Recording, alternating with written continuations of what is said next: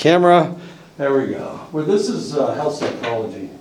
As I said, this is online, both online and in this classroom at 9 o'clock in the morning. Thank you for being part of our lecture. What is health psychology? Health psychology deals with trying to deal with health issues and how you do it. Monitor on Psychology just came out with, you want to know about your syllabi. They haven't been signed yet, so I can't do anything with them until they get signed. What are the requirements for the class? The same requirements as it is for just about every other class. You got a paper to write, 5-page paper with 5 references. You've got discussion questions for every chapter. What else? Wait a minute, one more thing. Tests, 3 tests in the year that cover everything. He doesn't want you to be messing with him, or maybe he doesn't care. Anyway, okay, so Monitor on Psychology came out with 10 trends. 10 trends to watch for in 2020. The first one has to do with gun violence. Real serious problem in the United States, gun violence. A lot of people die. 40,000 people last year died from gun violence. This included homicides, suicides, mass shootings, and accidents. People shooting themselves by accident. Of course, if you know anything about guns, you know that sometimes they go off. Okay, that's trend number 1 is gun violence, raising voices on gun violence. Number 2 is elevating mental health on the world stage. People in the United States aren't the only ones with problems. Other countries have problems. We just had a run-in with Iran, and that could potentially have become something really, really serious. But luckily it didn't, or it hasn't so far. I guess that's a possibility for the future. The number 3 trend is climate change. We need to do more about climate change. You are a mess. This would happen to me, wouldn't it? Number 4, designing people-friendly technology. That's a problem. The other day I was talking, or they were training us on Zoom, and half the things the guy said didn't make any sense to me. It was like he was speaking French or something. Didn't understand a word he said. He said, "Oh, if you need to ask me a question, go to *6. I'm going, what the hell is *6? I still don't know what *6 is. Anyway, they need to make people-friendly technology is trend number 4. Trend number 5 is enticing new faces in the field. We need more minorities in psychology. Psychology has been a discipline for old white guys. Then it became a discipline for old white ladies. It's primarily a white field, or has been. It's primarily a European field, and there's no reason for that. Psychology is a discipline that should and can be taken care of, looking at all kinds of different cultures. And that's all psychology is. It's looking at your culture and trying to determine how you will react to a select circumstance. Something that is a problem in China, is it a problem in the United States? You guys are afraid of death. You're afraid of dead things. You're afraid of dead people, I guess. Here I am. I've worked in a morgue for 30 years. I was around dead people on a continual basis. Sometimes we stacked them up like cordwood. Something that you guys would never do. It's against your culture. Yeah, you probably think I'm tainted or something. just because I've touched dead things. I've done autopsies. Improving care while saving money. This has to do with mental health. We need to help take care of people. We need to do a better job of taking care of people. Answering the demand for services, underserved communities, and that's one of the problems. One of the ways I got into psychology on the reservation is that they were hiring, they needed people that would go to the reservations and teach the students. The biggest problem was nobody would go. They're isolated. If you look at all the psychologists in Arizona, where are they? Are they in Tuba City? Are they in Quinta? Where are they? In Crown Point? Where are all the psychologists in Arizona? Crown Point, of course, is New Mexico, I know that. Where are they? They're all in Phoenix, they're all in Tucson, they're all in Flagstaff. They want to live where there are other people. They want to treat people that are like them. They want the easiest road to go, is what they want. So they understand the psychology of their own people. So those are the people they want to deal with, as strange as that may seem. I guess it's not that strange. Jeez, he's a mess. Anyway, so we need to be able to give services to the people in the underserved communities. That's mostly minority communities, Hispanics, African Americans, Native Americans. We had no native psychologists in Montana, despite the fact there were 7 reservations in Montana. There are hundreds of thousands of American Indians of different tribes, of course, in Montana, and we had nobody to help them. Certainly no Native American clinical psychologists, and it was a serious problem. I don't know where the hell he's been. Anyway, that's what we need, and that's one of the reasons why you need to stay in the field. Number 8 is providing care in innovative ways.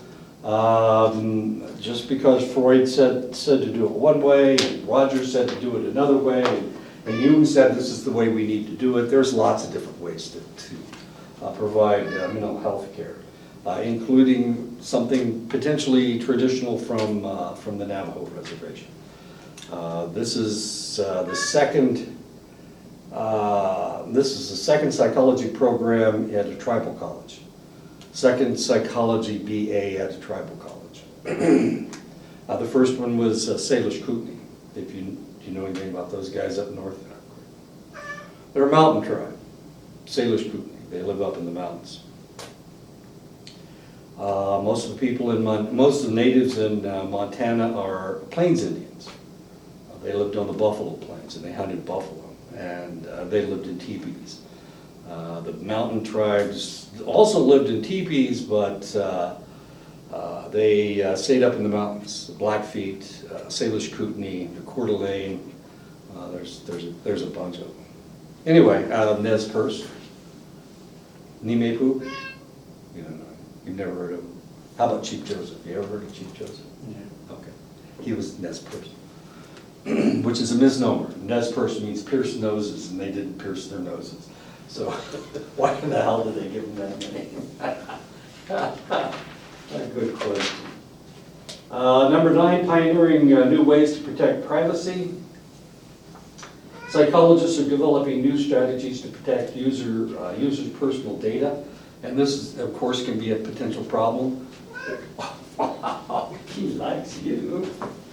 I think it's a he. It could be anything. You are one skinny cat. Anyway, so we need a way to protect our privacy. If you know anything about celebrities, a lot of them, for some reason, take nude photos, and after they take their nude photos, they put it on the cloud, and then somebody hacks into the cloud, and all of a sudden their nude photos are public knowledge. everybody gets to see them naked. Well, this is a problem for everybody. There's enough people in the United States who are paranoid. They're afraid of things. They're afraid of just about everything. And one of the things they're afraid of is that other individuals will find out about them. Who was I talking to? Oh, there are some people on the reservation that are paranoid. They're afraid of people finding out about them, so they never say anything. They'll tell you something. They'll say, "Don't tell anybody. Don't tell anybody." Like this is a huge secret, and they don't want their cousins to find out. I have a friend whose wife was pregnant. He didn't want anybody to know. So here, he tells me, and then he said, "Don't tell anybody." He didn't want his relatives to find out until they were sure the baby was okay. Going high-tech in academia is number 10. New technologies are improving psychology education, easing faculty's administrative burden, and helping researchers share their findings more broadly. Of course, they've got those 3D, whatever.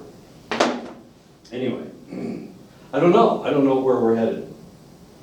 And this is a question that we need to ask and that we need to answer. You're a pretty sweet cat. Why don't we get started? No, I'm coming back. I'm coming back. I'm coming back. Don't get down. Doesn't follow instructions very well, does he? All right. Let's go and get started. Next time, he's going to knock that camera over. And cats are really good at that.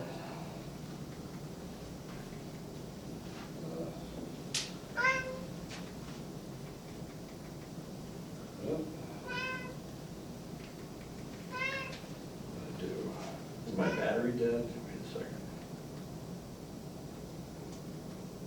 Yeah, my battery's dead. All right.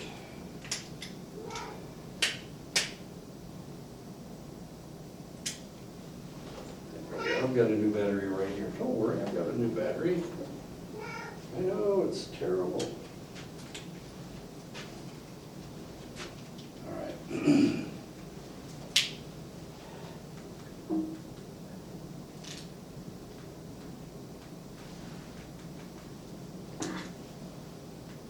There he goes, okay. Yeah, okay. So this is the first chapter in health psychology. It's a fairly generic chapter. We're going to talk about what health psychology is, what health is. For the longest time, we thought health was just the absence of disease. Is that what it is? Well, the reality is, according to health psychologists, we need complete health, not just physical health. We also need mental health, and we need social health. Social health means that you can be around other people, and there are people that are around you that take care of you, somebody that you can talk to. And that's what sociocultural health is. You have a very strong culture. The Navajo culture is very strong. And because of that, you have this whole clan system that dictates who needs to be nice to you. Isn't that the way it works? So people from your clan have to be nice to you. Is that right? Yep. It's not usually the way it works, though, is it? Anyway, so you got a whole system, which is kind of cool. Health is not a given. I was watching a television show yesterday about the Neanderthal. Neanderthal are not the same as modern humans.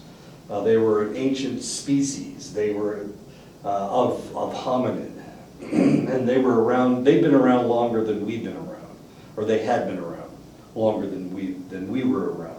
For some reason, they died out. But the truth is, we all have Neanderthal genes in our systems because there was interbreeding taking place between the Neanderthals and the modern man.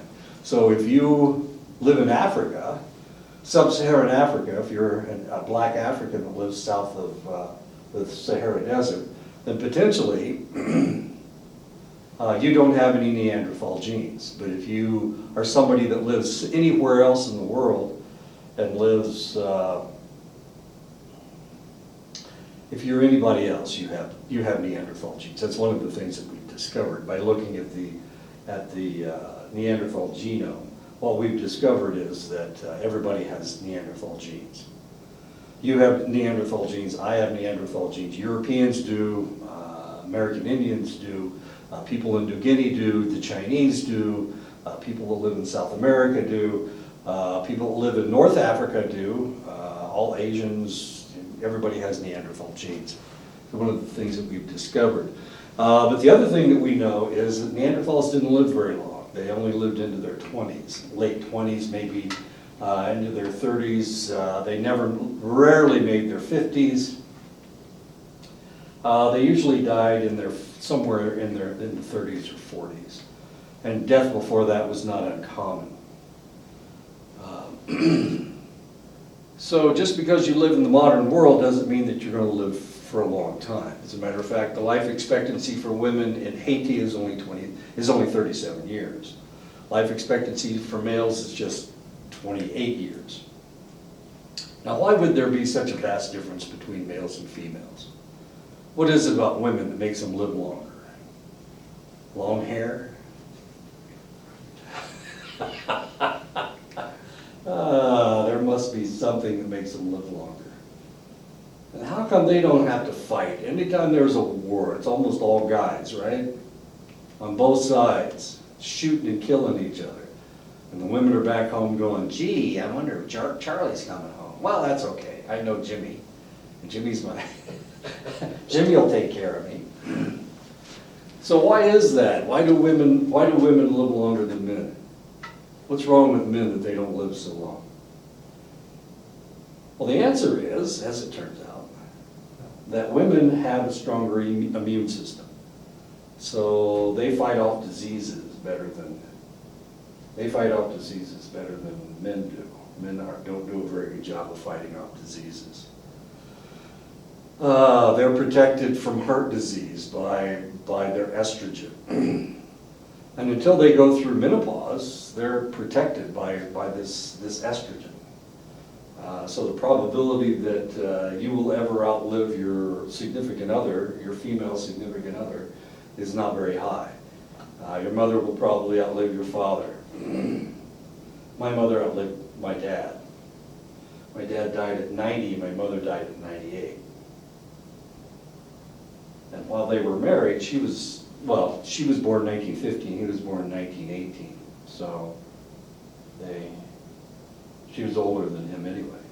But she lived, 4 or 5 years longer than he did. Anyway, that's Haiti. In Japan, the life expectancy is 84 years. So what is it in the United States? What's the life expectancy in the United States? Well, strangely enough, the life expectancy in the United States is 78.7 years. Now, the sad thing is, and this is kind of tragic, and I don't want you to start crying, but the sad thing is I'm 70 years old. So according to life expectancy in the United States, I've only got 8.7 years to go. And then I'm going to croak. As tragic as that is, everybody will start crying when I'm gone. I'm kidding. We're happy that you're alive. 78.7 years. In China, the life expectancy is 76 years. When I was born, the life expectancy in the United States was 56. I was born in 1949, and the life expectancy was only 56 years. So what has happened? Any clue? I know the answer, because of course I lived through it. Back in 1949, this is right after World War II, only 5 years after World War II, and only a couple of years before the Korean War. One of the things that was going on was that practically everybody in the United States smoked. It was very common to smoke, so people would die of lung cancer in their 50s and 60s. That was a problem. We couldn't treat a lot of diseases. We weren't inoculating people against diseases, and that was kind of tragic. If we look at the life expectancy of the people in Blaine County, Montana, Blaine County, Montana is where Fort Belknap is. The average, the life expectancy of white people in Blaine County is 80. The life expectancy for natives is only 60. What's wrong with Indians? What's wrong with you guys? How come they die so young? Right, alcoholism? Alcoholism and tobacco. And car crashes. Cars mixed with alcohol.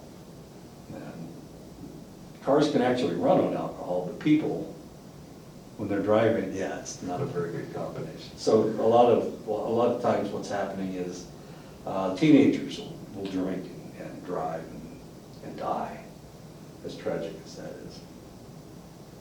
See, I got a cat at home that hates other cats, and I'm wondering if she'll kill this one or just drive him away. I don't know if it's a male or a female. I guess I ought to check, shouldn't I? That's important. These are all people that are 78 years old. This lady's 78 years old. This is, what's her name? Martha Stewart. She's 78 years old. She's 78 years old. And he's 78 years old. As you can tell, there's a vast difference between the way that they look. I'm guessing that she probably had all kinds of things done to her face. She potentially did. Obviously, he didn't. He looks like death warmed over. And this lady bicycled for 10,000 miles last year at 78. And that was the big deal. I don't know. I don't know. You can gauge that any way you like. Of course, like I said, I've only got 8.7 years to go. Number of cases of cancer in minority populations in the United States is projected to double in the upcoming decades. This is a really serious problem. Why? Because we eat such crappy food. Eat too much sugar, we eat too much fat. And of course that can lead to real serious problems. We don't eat enough vegetables. We need to eat a balanced diet. We don't eat a balanced diet, we're going to die young. That's just the way it works. Some people have a proclivity for diabetes. One of the things they were talking about last night on the television show about Neanderthals was that that's where we get the gene for diabetes, is from the Neanderthals. Neanderthals tended to live in a feast and famine situation, especially in the winter months. It was hard for them to find food, so they had to store fat in order to survive through the long winters. Of course, it was during the Ice Age that the Neanderthals lived. So in order for them to survive, to reproduce, they needed to be able to store fat. And so that's the way it is. That's one of the reasons why Native Americans have such a high proclivity of diabetes, because you have that gene, and that gene expresses itself, and it tells you that you need to store fat, and so you store lots and lots of fat. Back in the old days, back in the 16th century or the 15th century or the 19th or 17th century, you didn't do that. Or, well, you had a problem with food. Do you know where 102 is? 102, yeah, it's right around the corner. You know where the food place is? Yeah. Okay, it's the first classroom after food. Or second, I don't know. Okay, what is that? Oh, that's 240. Anyway, so you needed to store food, or you needed to store fat, because sometimes there were antelope and sometimes there weren't. Sometimes there were rabbits and sometimes there weren't. Sometimes you went through droughts, so you didn't have very many vegetables to eat, not very much corn. There you go, just lick yourself there, buddy.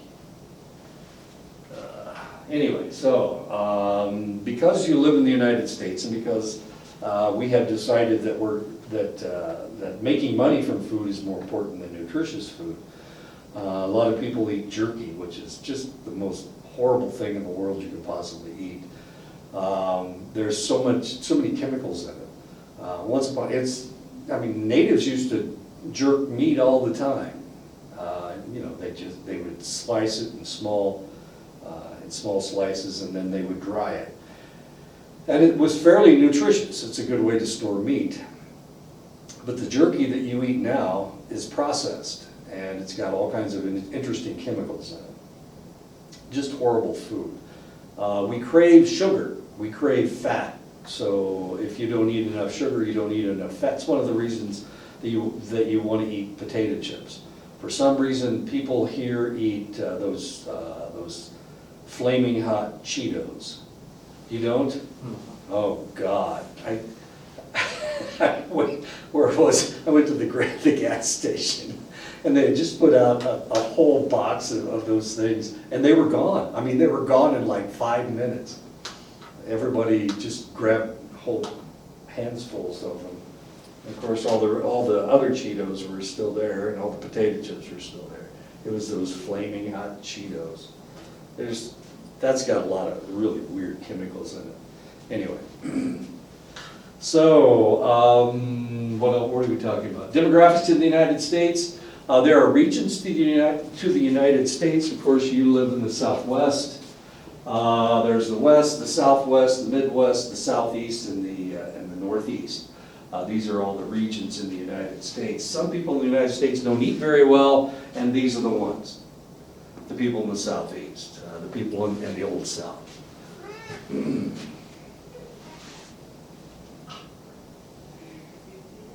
Yeah.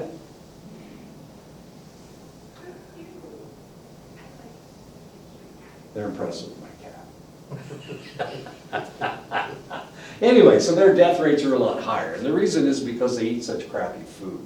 If you've ever been to have you ever been to the South? You know, Mississippi, Alabama, Georgia. My wife's from Georgia. My brother lives in South Carolina right now. We were stationed in Columbus, Mississippi. They double fry their foods.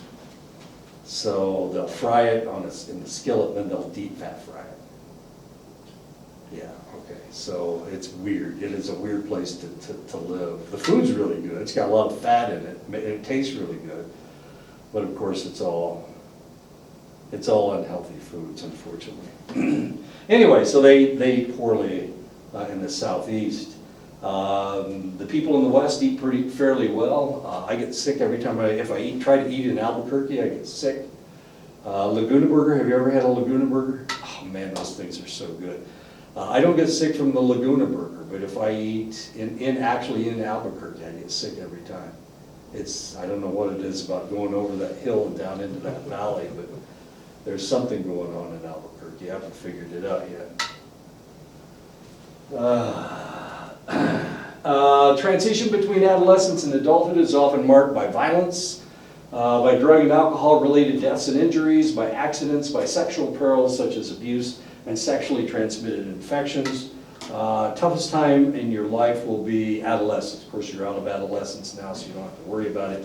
But I do have good news for you. The good news is that you have complete control over how long you're going to live. Congratulations. What you do, how you eat, whether you exercise or not, that's all conscious thought. Whatever you pick up for lunch. What am I going to have for lunch? I have an apple. I have 2 fruit cups. And I have 2 power bars. Yeah. And cheese crackers. Okay. Cheese crackers probably aren't that good, but the rest of it's fairly healthy. I'm 70 years old, and I feel younger than that. I feel like I can do just about anything.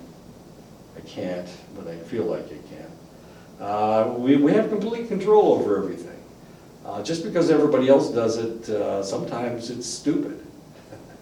Drugs and alcohol, I mean, that's just the dumbest thing you can possibly do. There's nothing healthy that has anything to do with it. It has to do with having a good time. Now the strange thing is when you take drugs or you drink a lot of alcohol, you don't remember whether you had a good time or not. So it seems kind of silly to me that people will drink so much and they'll take drugs. It just doesn't make a lot of sense to me. And of course, when I was in my adolescence, of course it was a different time. we're talking about the 60s, they controlled alcohol a lot better than they do today. There were hardly any drugs on the street. So I didn't have the same pressures, the same social pressures that people have today. There was no crystal meth. There was crystal meth, but it wasn't on the streets. This was the early 60s, so the LSD wasn't prevalent yet. Marijuana was unheard of. Well, they knew that it existed, but there wasn't enough of it and it was weak. It was really weak. It didn't have a whole lot of THC in it. Now you can go to Colorado and get all kinds of really strong things. You're a mess. Some of those are like candies. Some. Yeah, isn't that stupid? That's the dumbest thing in the world. A lot of violence out there now. People are arming themselves. My sister worked for a high school in Chicago, and her job was to pat down the young ladies that they had to go through a metal detector to come into school. And her job, if the metal detector went off, she had to pat down the women to find out where the metal was. And usually it was an underwire bra, but and normally she just asked them, do you have an underwire bra? And if they said yes, then she just patted down the rest of them to make sure that they weren't hiding a weapon. A lot of times what was happening, the males would get their girlfriends to smuggle things in. People keep walking past, but nobody comes in. I guess Harley's coming in. Health psychology. Health psychology? Yeah, isn't it? Is it? I hope. Oh, so yeah. Okay. Did you hear what he said? Health psychology. What? You're kidding? He's starving to death. I thought I would feed him. He's probably sick, and I probably gonna get sick myself or something. Anyway, okay, so this is all the ugly stuff that can potentially happen to you on your way to adulthood. People do stupid things. He's coming over to see you, I'm guessing. Maybe. It's fine with me. I don't know if I trust you either. You might just stay here with me. Okay. Among American men and women, those of European ancestry have a longer life expectancy than African Americans, but both groups have shorter life expectancies than people in Japan. Yeah, he's a male. People in Japan, Canada, Australia, the UK. People in England live longer than we do. People in Italy and people in France. Yeah, anyway. Why? They have a better lifestyle than we do. They don't eat the same crappy processed foods that we do. If you want to know what a processed food is, just go to any gas station and try to buy lunch. A lot of processed foods.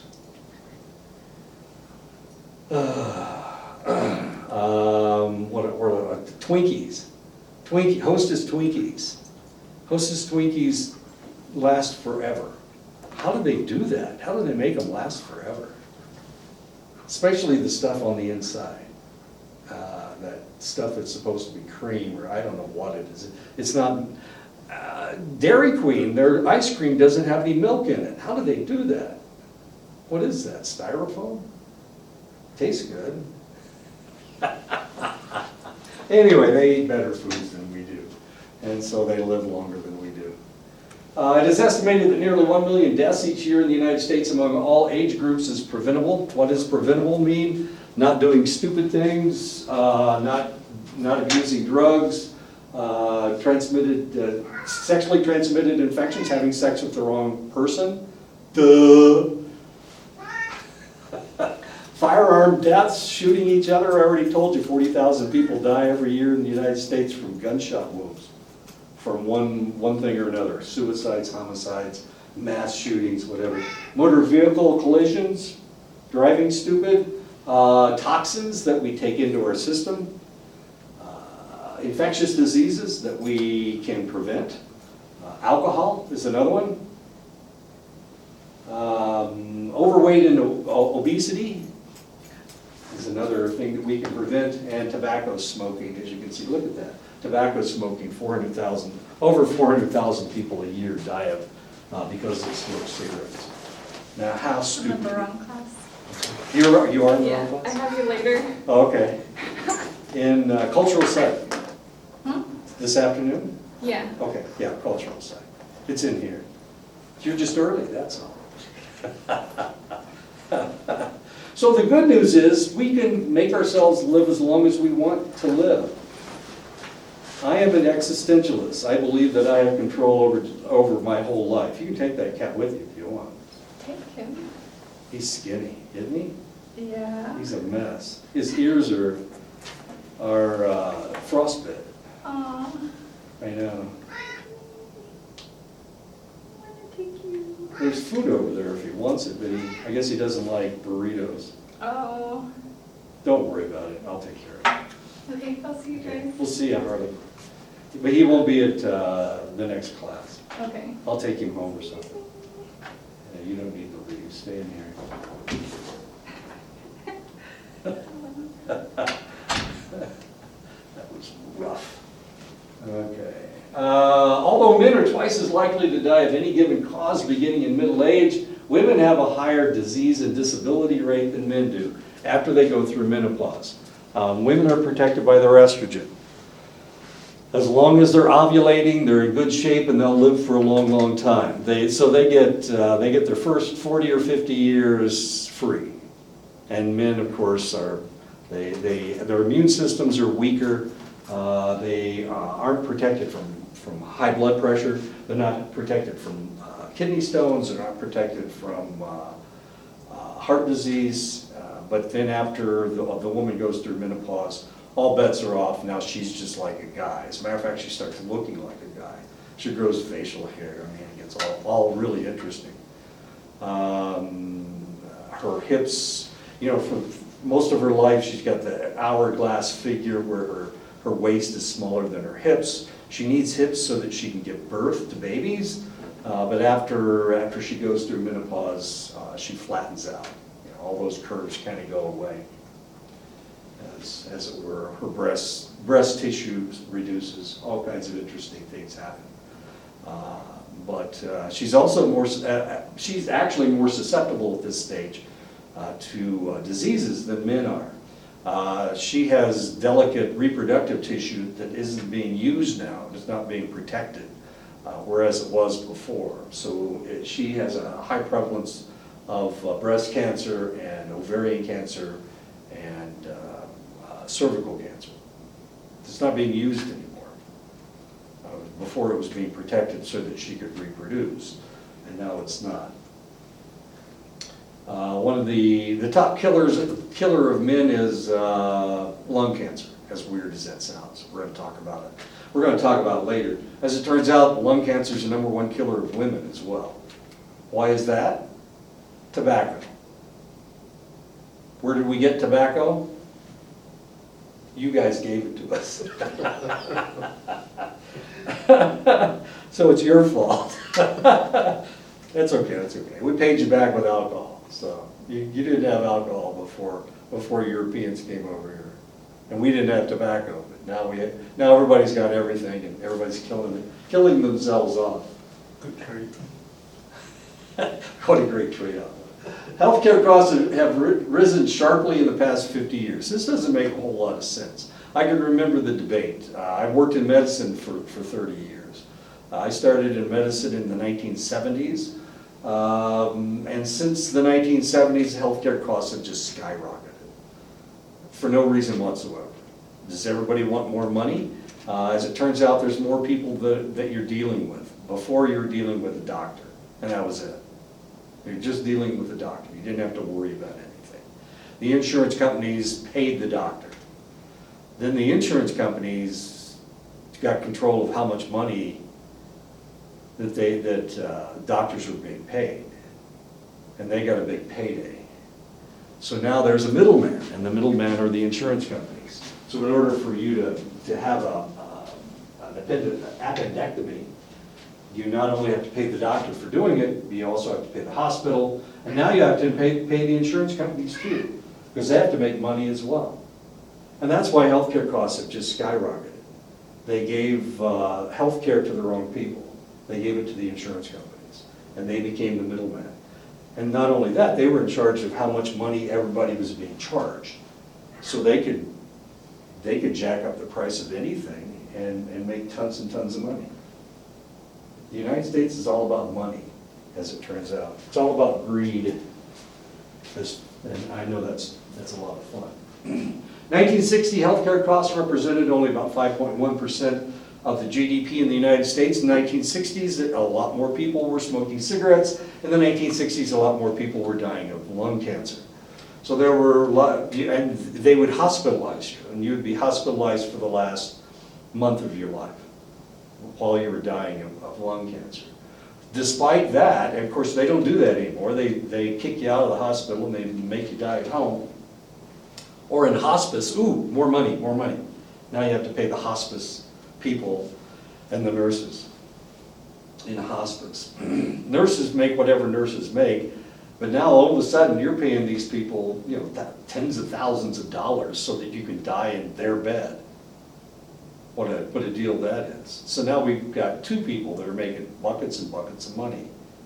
We've got insurance companies and we've got hospice personnel, the people that own the hospice care. These people are making millions and millions of dollars every year. Tens of millions of dollars, hundreds of millions of dollars, billions of dollars every year. And why is that?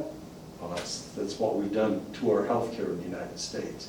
Today, healthcare represents 17.6% of the GDP, or $8,233 per person in the United States. $8,233. Now, luckily, you've got IHS. You don't have to worry about this. It's like being on the government dole, which is not a bad deal. IHS is really, really crappy. I mean, it's really bad. The military, United States military, same game. We get the same health care you do. Crappy. We hire our doctors, just like you guys do. Of course, it doesn't cost us anything. I've never paid for health care. I didn't have to because I was in the military as soon as I graduated from college. I was in the military, so I was good to go. They took care of me. And then after I married a lady that was in the military, so after I got out after 12 years, I'm still being taken care of by the United States military. TRICARE system. So they pay for everything. Now I'm so old that I've got Medicare. So, but Medicare doesn't want to pay. Medicare doesn't want to pay, so since I'm working, I have health insurance here. So they're my primary. So they first bill HMA, which is the health care in the insurance company here. And then they bill Medicare. And the last thing they bill is TRICARE. So I had a heart attack and they had to life flight me out of, where was it? Havre, Montana to Great Falls, Montana, which is 150 miles. They had to fly me 150 miles in a helicopter. And then I had heart surgery. I was in the hospital for a day. I had a heart attack and I was out of the hospital the next day. They didn't keep me at all. But anyway, I didn't pay a penny. I got a heart attack for free. Not a bad deal. Most people have to pay for it, but I didn't have to pay for it. Everybody and their cousin was paying for it. Everybody but me. Demographics in the United States, despite our huge expenditures in healthcare, the World Health Organization ranks the United States 37th out of 191 nations in average life expectancy. And that's one of the reasons is because we don't have universal health care. A lot of people aren't being taken care of. A lot of people aren't going to the hospital until they're deathly ill. And at that point, of course, it's too late to save their lives. So they're dying. So they're dying relatively young. This is a real serious problem with minorities. If you're poor enough, then you get Medicaid, and Medicaid will take care of you. But if you're not that poor, then you don't get Medicaid. And if you don't have insurance with where you work, now you're SOL. Now you're uninsured. And there were millions of people in the United States that were in that situation. Then they passed Obamacare, the Affordable Care Act. And the Affordable Care Act increased the number of people being taken care of by insurance by 18 million people, which, I don't know, there's 361 million people in the United States. And it increased the number of people that were being taken care of by 18 million people, but that still left 27 million people that weren't being taken care of. 27 million people is a lot of people, and people were real upset about what was going on. We weren't taking care of all the people in the United States, taking care of American Indians, taking care of our military, we're taking care of our old farts, we're taking care of our poor people. Most of the other people were being taken care of by insurance, but it wasn't everybody. So we had 27 million people that, right now we have 27 million people that aren't being taken, that have no insurance whatsoever. So if they get sick, they die. They can't, where do you go? You go to the emergency room. Well, you can't pay. Well, the first thing they ask you is, can you pay? Well, they can't kick you out. If it's a life-threatening problem, they have to take care of you. As weird as that is. Now, I don't know how you feel about it, but I think that we need to take care of everybody. When I was in the military, we took care of everybody. We didn't ask them what kind of insurance they had. We just took care of them. And that was kind of nice. Working in a medical facility and not worrying about money was real nice. So now we're in the next election, the more liberal party wants to have what they call Medicare for all. Medicare, after age 65, Medicare pays for a lot of your medical bills. You have to pay a copay, but it pays your medical bills.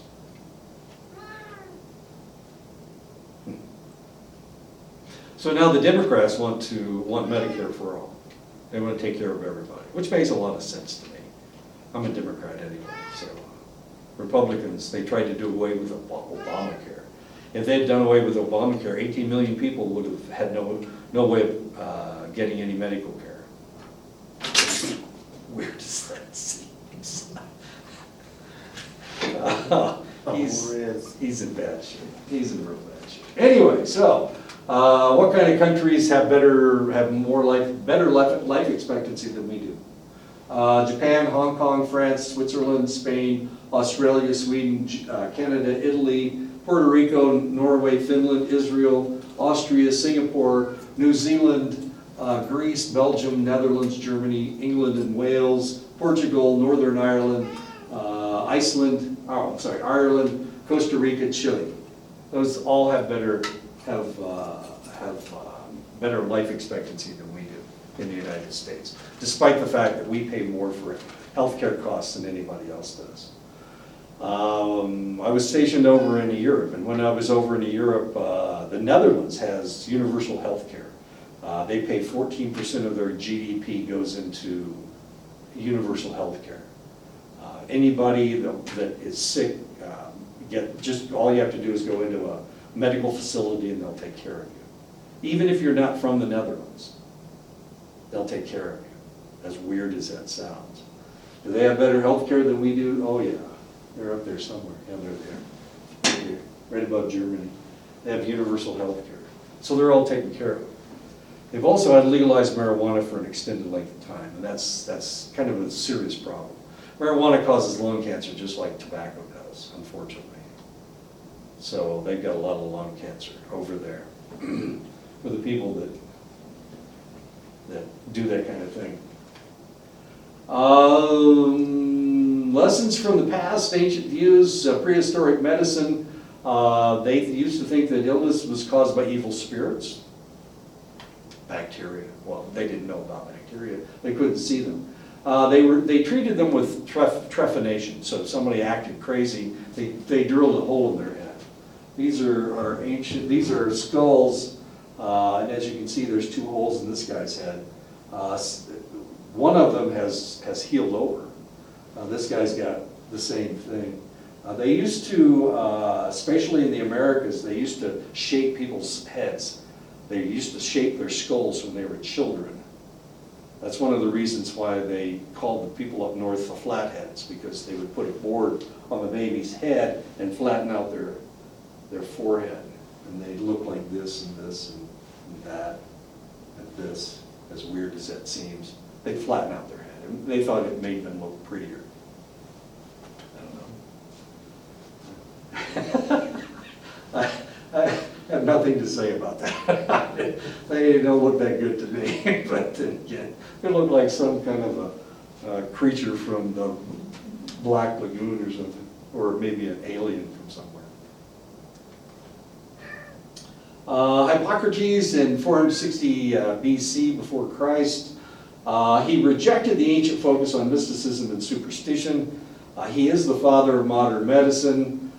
He felt that there were four humors. We all had four humors, which were represented by four different colors. There was red blood, there was yellow bile, there was black bile, and phlegm is green. I don't know if you've ever coughed up what we used to call green eyes. You've never gagged up a glob of phlegm from your lungs and it was green? You miss all the good stuff. Anyway, and so in order to be healthy, you needed an equilibrium, you needed a balance. Well, you needed Hojo, you needed a balance of all your humors. Red, yellow, black, and green were the four humors. And so they based their medicine on balancing the humors. If you had a cold, of course, you had an excess of phlegm, you had an excess of green stuff. If you were angry, you had an excess of blood, everything was red. If you were jaundiced, you had a liver problem, you turned yellow. And then, of course, if you had the plague, you turned black. Claudius Galen in 129 AD discovered a great deal of by dissecting animals and treating the serious injuries of gladiators. So he got to look inside people's bodies, is what he did. He dissected animals and he looked at their musculature and their organs and whatnot. From his studies, he wrote about anatomy, hygiene, and diet. The gladiators, of course, were well taken care of. They ate very, very well. They were very muscular, so he was able to see all of these things and determine what it was that made people healthy or not healthy. He developed a widely used system of pharmacology, different things that you could take that would make you better, that would make you healthier. Fruits and vegetables were good for you. Meat was good for you, unless you had meat to excess, and then you had a problem.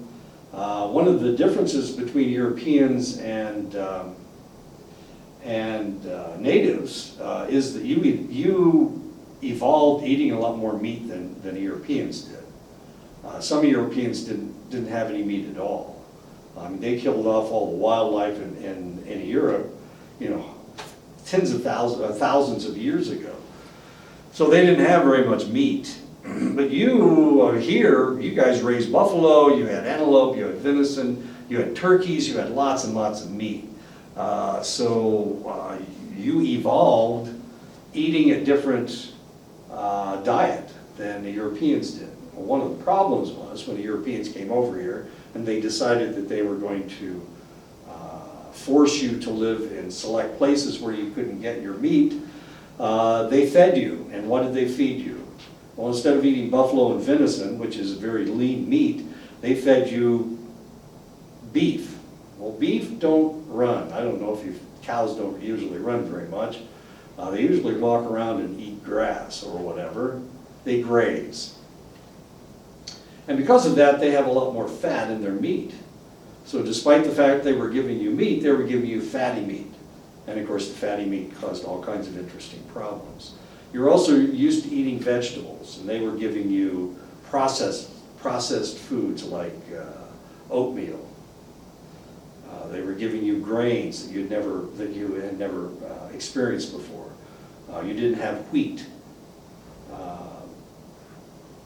So it changed your diet completely, and one of the outcomes of that is that there's a high prevalence of diabetes because you changed your diet. And the diet was okay for Europeans, but it was death on Native Americans, and it's been killing you ever since the reservation system started. As long as they let you guys find your own food, you're okay. But as soon as and then they killed off all the buffalo, and that was a big problem as well. So everything changed, as weird as that sounds. So if I went to China, if I went to Japan, and I've lived in Japan, they eat a lot of seafood. Well, I can't eat seafood at all. I've got gout, so it makes my feet swell up. And it's very, very painful for me to eat fish. But that's their main diet, that and rice. So they eat a lot of seaweed, they eat a lot of rice, they eat a lot of seafood. Because they can't raise, the island of Japan is only 30% habitable. The other 70% is all mountains. It's all volcanic mountains. So they can't raise beef, they can't raise chickens, they raise ducks and they eat the eggs, as weird as that sounds. So instead of eating chicken eggs, they eat duck eggs. They eat duck eggs all over Asia, as weird as that sounds. But they will have fowl, but they won't eat the fowl, they'll eat the eggs. And as soon as the fowl stops producing, then they eat it. So they tend to eat old ducks. As weird as that sounds. So a lot of this has to do with where you live and what you eat. You guys ate a lot of beans, you ate a lot of corn, you ate a lot of melons. That was your fare.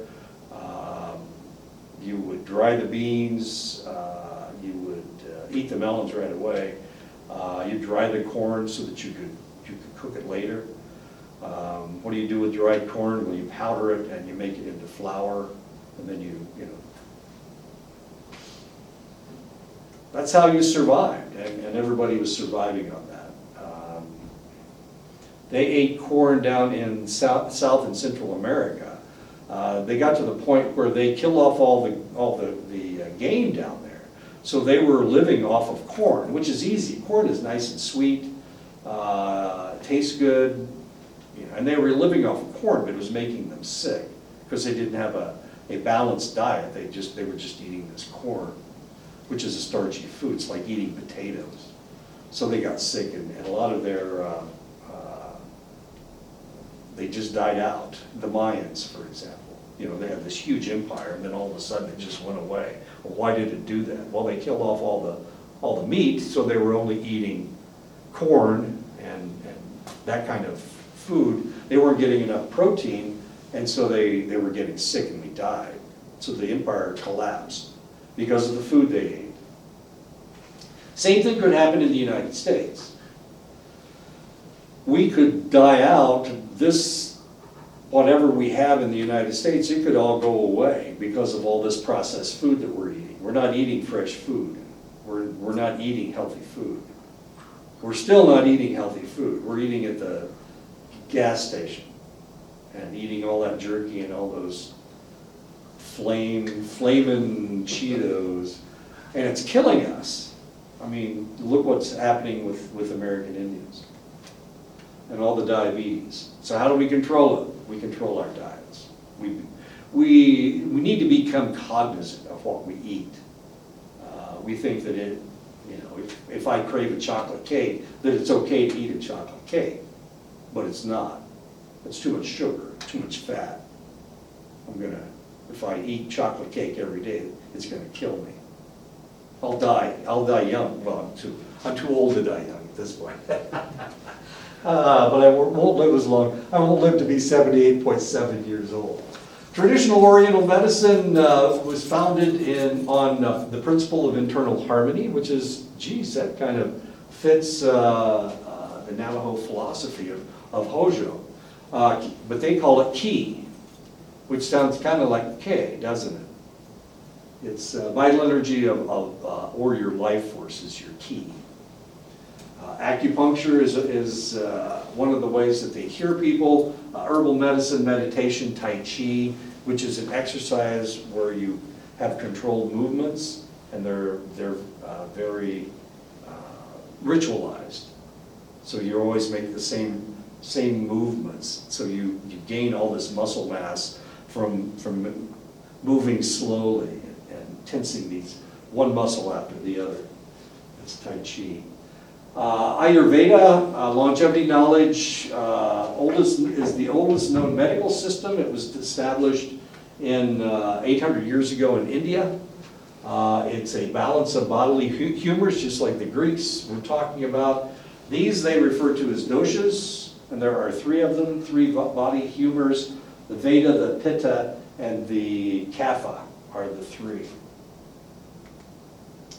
In the Middle Ages, of course, the Europeans, have you ever been to Europe?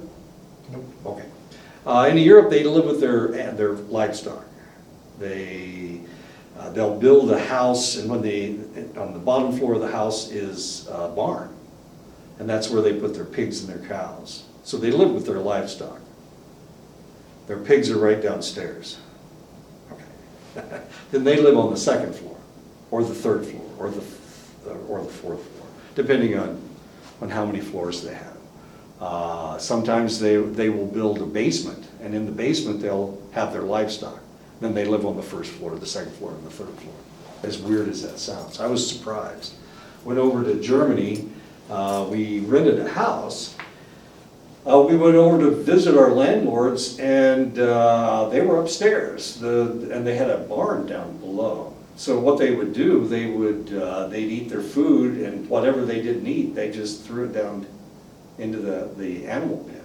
And the cows would eat it. Usually they fed it to the pigs. Germans really like pork. They make a lot of sausage. So they raise a lot of pigs. I was living in a little town called Mauschbach. It was right on the French border. And in the courthouse, they had pigs downstairs. And these were the municipal pigs. And then they'd feed them every day. People would bring their leftovers, and they'd feed them to the pigs. And the pigs were down in the basement underneath the courthouse, as weird as that sounds. So once a year, they would take the pigs out and slaughter them, and they would either use the sauce, they'd make sausage out of them. They'd either use the sausage or sell the sausage, and then that money went into the municipal fund. Then they'd have a big party every year. Drink a lot of beer. Germans are big on drinking beer. Anyway, so they live with their pigs, okay? As it turns out, and as strange as it sounds, pigs and humans have very similar immune systems. So what does that mean? That means if a pig has a disease, we can get that disease. As weird as that sounds. Usually it's a viral disease. Smallpox, measles, chickenpox, they're all viral diseases. Influenza is a viral disease. So what happens is that if you live with pigs, then you get pig diseases. And then you trade them back and forth if you live with them. You're sick, now the pig gets sick, now that stays in the pig for a while, the pig survives, the virus changes because the pig's immune system is trying to fight it off. So the virus changes, then they give it to you again. Now suddenly it's become, the German measles.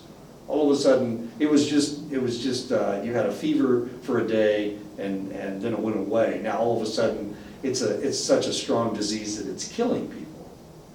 Smallpox started out as cowpox, and it evolved into smallpox. Chickenpox started with chickens. You live with the fowl long enough, you switch them, you trade diseases long enough, and all of a sudden you've got a virulent disease, and that's what happens. That's what happened in Europe, because they lived with their livestock, and they lived with their pigs, they lived with their cows, they lived with their chickens, with their fowl. Isn't this stupid? Well, it gets dumber because influenza comes out of Asia every year. Why? Because they live with their pigs too. The Asians do. So I've got a cold, I've got the flu. If I've got the flu, all of a sudden I give it to my pig as well. The pig doesn't get sick because his immune system's stronger than mine is. He doesn't get sick, but the virus gets into his system and it mutates, changes a little bit. So next year, so he keeps this virus, it's not making him sick at all, not really. And then next year, the flu comes back again. Now I've got the flu, it's different than it was last year. Flu comes in two virulent strains, A and B. And every year, we don't know how strong A is going to be or how strong B is going to be. We don't know which one's going to be the strongest. So whenever we're making up flu shots, we have to guess as to what it's going to look like next year. Because this year it is incubating in the pigs in Asia. And the pigs will give it to a human, and then the human will bring it over to the United States, and now we've got the flu. And we've given all these people flu shots, but we don't know the configuration of the different types of flu. So sometimes the flu shots that we give people don't work at all. They're not working this year. People are dying from the flu, and it's getting worse and worse and worse, as weird as that sounds. Okay, so that's the way the influenza virus works. That's the way measles works. That's the way smallpox works. For the longest time, of course, we had a really serious problem in Europe. You know, thousands of people were dying every year from measles, mumps, chickenpox, smallpox. They were dying of all these diseases, and there was nothing anybody could do. They had no idea where it was coming from. It just kind of appeared. It was killing off the kids. Most of these are childhood diseases. Their immune systems weren't mature, so these kids were dying. So the Europeans were having problems with this. So then they decided to come to the United States. But then they decided to come to North and South America. So all the indigenous people who have never seen pigs before, you have no natural immunity to all these diseases that they've been cooking for centuries. So when they bring it over here, it just wipes you guys out because you have no immunity to it. It was estimated that as many as 99% of American Indians died from diseases. It wasn't the fact that the European militaries were so strong. It was the fact that they were giving you diseases. The reason they were able to overtake the Aztecs was because of smallpox. Swept in front of the armies and wiped out all their warriors. Same thing happened with the Inca in Peru. The Inca had all this gold. The Europeans were after gold. They're greedy people. I don't know what time it is. Okay. They're greedy people. So they had all these diseases. This disease swept in front of them. Killed the Inca, the chief. And so now all of a sudden, and every time the royal family would die, there would be this huge fight for control. And that's what happened. The chief died of smallpox, and all of a sudden, the Inca can't get together. So they can't fight off the conquistadors. Because there's all this infighting taking place.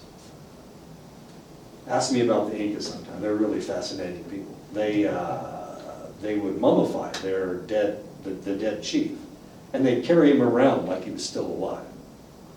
The weird part is, this is weird. I'm going to talk about sex. I hope I don't offend you. They would have sex with the dead body. I know, that's kind of sick, isn't it? Oh, but according to them, he was still alive in spirit. So they built these niches in all the rooms where the royal family would go. And that's where they would put the mummies of their ancestors. Is that interesting? So it's something like the Egyptians? That's a good point. But the Egyptians buried theirs. These guys carried them around like they were still alive. The Egyptians never had sex with their mummies.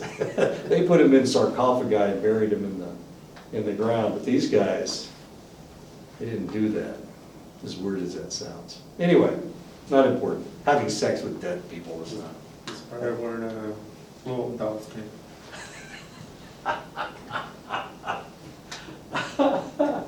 Oh, no. So all this stuff is taking place. They spread through all the communities. The viruses were bad, but the bacterial infections were worse. The bubonic plague was one of the diseases that they had. Bubonic plague is caused by the bacteria Yersinia pestis. It wiped out tens of thousands of people, millions of people in Europe. Killed off a third of the population of Europe. Bubonic plague is still with us. It's still here. When I was in the military, they had an outbreak of bubonic plague on the Jicarilla reservation in northern New Mexico. I was stationed in Lubbock, Texas at the time. And we had to go over and try to figure out where it was coming from. It turned out it was coming from field mice. It was coming from deer mice. Later on, they had an outbreak of hantavirus, and it was coming from the same animals, the deer mice. That was a really serious problem. It's still with us today. It's in the squirrels. It's in the field, the ground squirrels, and the squirrels run up around the trees. It's in the squirrels. It's killing them all off. Around Richardson's ground squirrels. When I first got to Montana, they were everywhere, and they would come out to breed in the spring, and you just run over them on the road, and the road's covered with all these dead rodents. They were squirrels. And I first got there in 2001. Well, for about 3 years, it was a really serious problem. Every spring, the roads are just covered with them. All of a sudden, there were no Richardson ground squirrels. What had happened, they had an outbreak of bubonic plague. It got into the prairie dogs, and it got into the ground squirrels, and it just killed them all off. Now, the problem was that the ferrets, black-footed ferrets, eat prairie dog babies. They eat prairie dog adolescents. So that all of a sudden, the prairie dogs were dead. Now the ferrets didn't have anything to eat. So the ferrets died out, as weird as that sounds. Anyway, bubonic plague. So they had a problem with the bubonic plague. And since it's bacterial, it tends to be more virulent, and it kills faster because it was a bacterial infection. There was only one way to even when I was working in the 1970s in Lubbock, Texas, the only way to culture Yersinia pestis was on the foot pads of mice. As weird as that sounds. And it would take years for these things to grow, as strange as that sounds. The church was so strong at this time. This is during the Dark Ages, what we refer to as the Dark Ages. And the reason it was the Dark Ages is because the church said that the only thing that you could think about was religion. Everything had to do with religion. And so if you tried to talk about science, if you tried to talk about literature, then you were blaspheming, and they would execute you. As weird as that sounds. So everything you did had to have something to do with the church. All your thoughts had to do with the church. And if you thought about sex, or if you thought about how you were going to grow your food, then now you have blasphemed, and